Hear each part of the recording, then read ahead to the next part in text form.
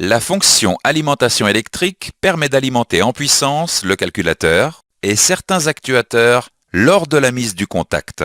Cette fonction utilise les éléments suivants: l'information plus après contact et le relais d'alimentation électrique.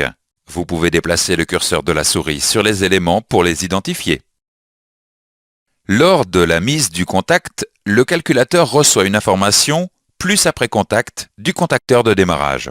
Le calculateur alimente le relais d'alimentation électrique. Le relais d'alimentation électrique alimente en puissance le calculateur et divers composants. À la coupure du contact, le calculateur coupe l'alimentation du relais après une certaine temporisation.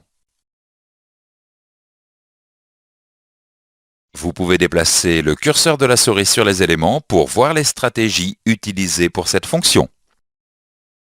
Il n'existe pas de stratégie de mode dégradé pour la fonction alimentation électrique. Si l'information plus après contact ne parvient pas au calculateur, le relais d'alimentation électrique n'est pas alimenté.